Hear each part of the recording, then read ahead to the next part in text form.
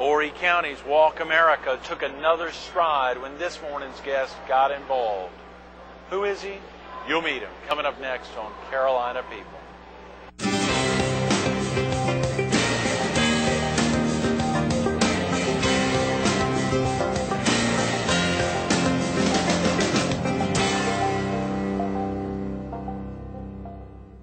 Good morning.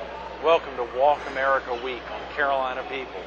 This morning we're at the state's most visited attraction, Ripley's Aquarium, and we're visiting with the chairman of Horry County's WalkAmerica, Ryan Swaim. Good morning, Ryan. Good morning, Greg. Good to How be here. How exciting. Love to get you in. It's good to be here. The walk's getting close. It sure is. Just a month away. It's amazing. You know, Dennis Wade was with us yesterday, right. who co-chaired the walk with last year, and he was right. talking to Ryan. He couldn't. There's so much going on to get ready for, a lot that has to happen, but you've laid a lot of the groundwork. We've done our best. Dennis has really done a great job for the last 3 years. And, he showed me a lot of the ropes last year in particular, and has made my job much, much easier, along with Joe Fisher and Colleen Shanley, the staff people and all the volunteers. I'm mostly a ceremonial position. And that V, the V is in volunteers, is a big V. I mean, volunteers really, obviously you're an active volunteer, really make it happen. That's exactly right.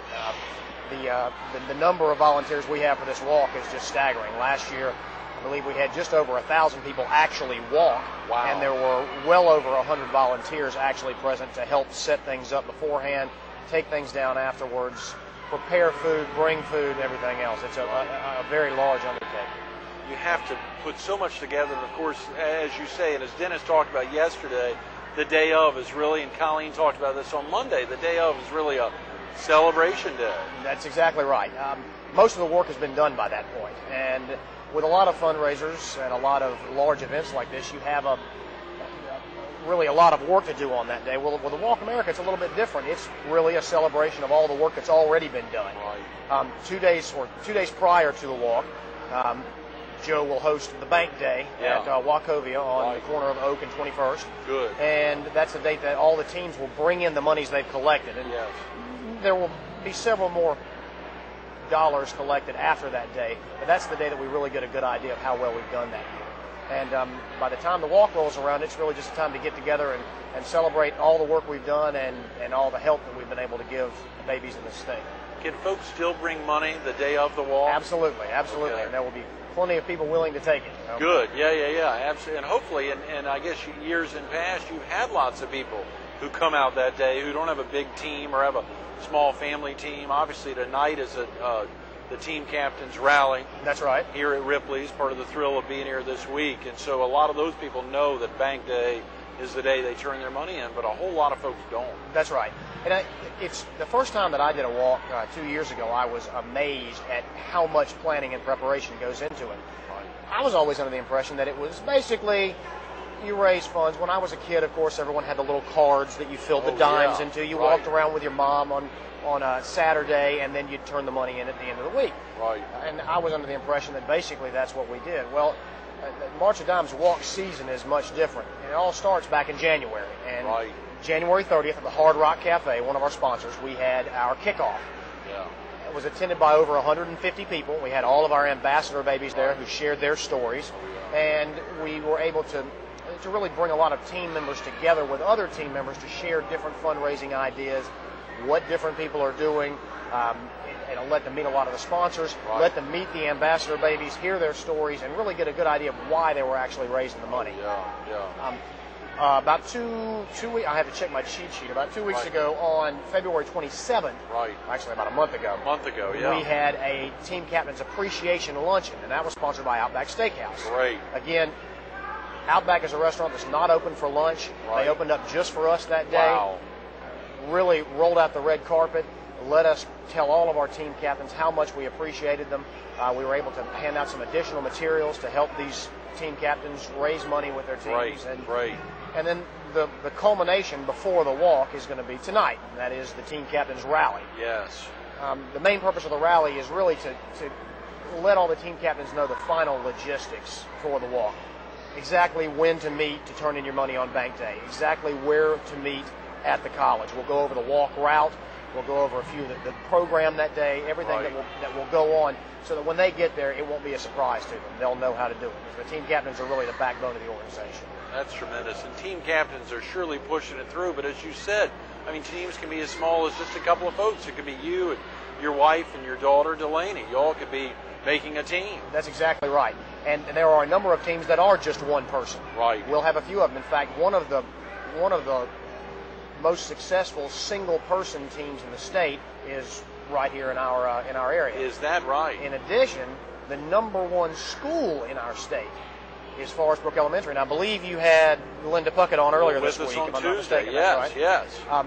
Forest Brook was the #1 school in the state of South Carolina, and the Horry County School District was the number 5 top school district in the entire country. Wow. It is amazing how well and how excited these kids get about raising money to help So babies. you said Forest Brook Elementary is #1 in the state. In the state. And Horry County Schools as a group is 5th in the country. In the whole country, that's right. That is incredible. It really is.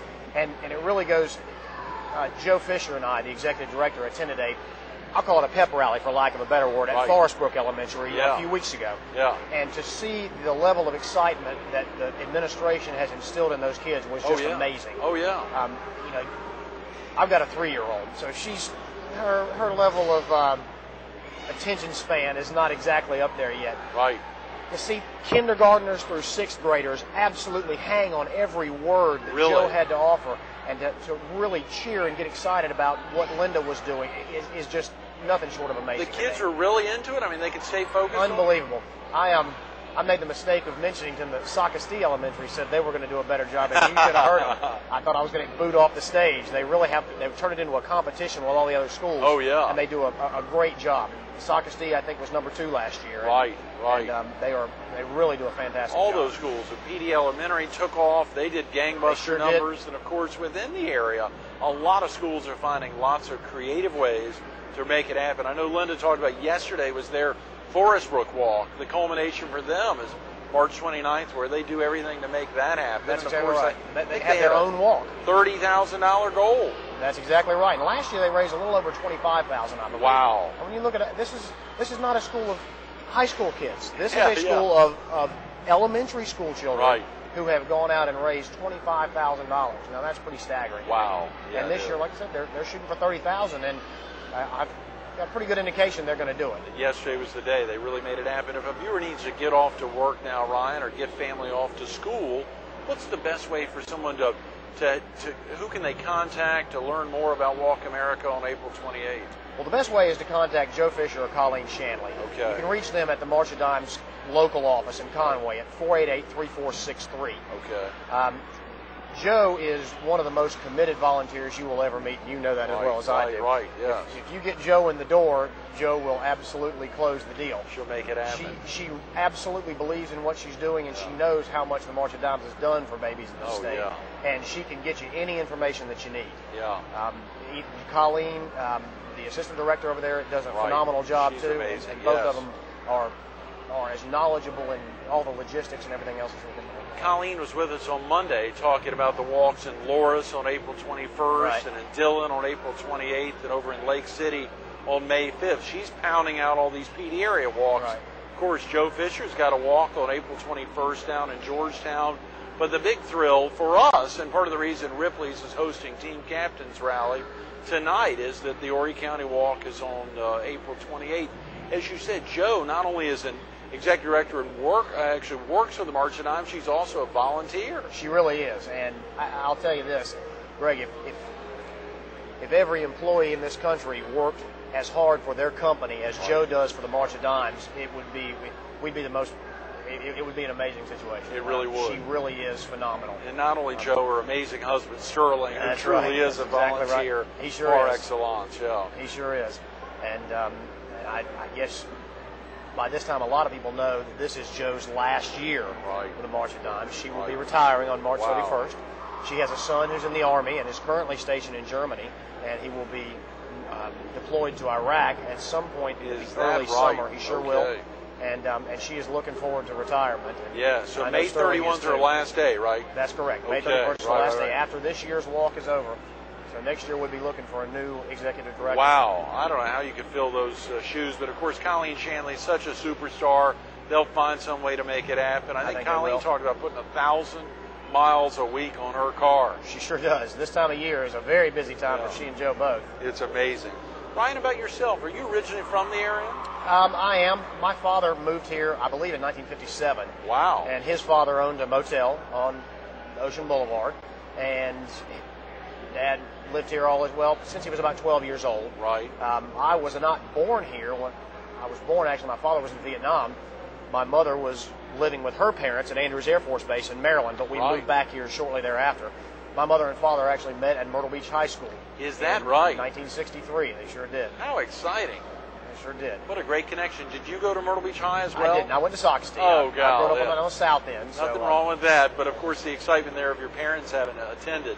That's exactly right. A thrill. That's exactly right. It was hard for Dad to watch me play football in the Sockasty uniform, but he managed, I think. So went to Sockasty High. Did you go to school, college here in the state? I did. I went to Clemson, and I'm a proud Tiger. In fact, I have to throw out a little plug that the Grand Strand Clemson Club actually has a team this year. Is that right? Great. It'll be the first time we've done it. We really started to get back together as a club this year, and that's good. I heard you ribbing Ozell Newman about the Gamecock Club. I think he's going to get a crew out there. Ozell and I have a good friendly rivalry in that. Yes. So we haven't been as successful lately as I would like us to have been. And you want everyone. You know, there could be a Citadel Club or the Chanticleer Club getting out there. Of course, it's particularly being out at Coastal Carolina. Horry Georgetown Tech can have a big presence. You want everyone to get out there. That's exactly right, and that's one thing that the Herald has done this year is really help pull the schools together. Yes. The donation of the T-shirts that the Herald made this year has really been a phenomenal thing. It's really exciting to get to the walk and see all the different teams. You can identify each team by what they're wearing. Oh, yeah. And that goes a long way towards it. Linda, of course, with us on Tuesday, brought that T-shirt from Forest Brook Elementary, and I know Joe at a board meeting recently had that, and it was a great idea, and hopefully it's one. I can't say the Herald was novel to the Herald. It was an idea that came up last year, but to be able to sponsor the schools themselves so they can get out and sell the T-shirts, at $5 each, $300 shirts per school. Right. That's a minimum of $1,500 that can be raised. That's for the exactly school. right, for each school. Which can go a long way. Forest Brook was selling them at $7 a shirt. I think they raised $2,100 for those 300 T-shirts. So it's a great idea, and everyone can come up. All teams can come up with small and big ways to raise those dollars. Right. We're going to see a lot of that on Walk Day. What are some other things that will happen? Can you share with viewers? Of course, Coach Bennett will share with us tomorrow. Your honorary chairman will share some of the things that will be happening. But give viewers a sense of a little bit what's going to happen Saturday, April 28th. Well, this year's obviously going to be something very new for us. For the last 30 years, the walk has been held at the Myrtle Beach Pavilion. Wow. And, of course, this year the pavilion will no longer be in existence. So we searched long and hard for a new site. And Coastal Carolina was gracious enough to step up and offer to be the sponsor this year. It's really going to be an amazing thing. A lot of people, myself included, who had not been on Coastal's campus in recent years, don't know, and as I didn't know, just how much of a true university Coastal Carolina has become. Right. It's a campus. It is a large campus, and the walk, instead of going around a track, will actually wind through the entire campus. Really? It's going to be a great way for the university to present itself to the area, and also for a lot of our walkers to see things they may not have seen before. Yeah.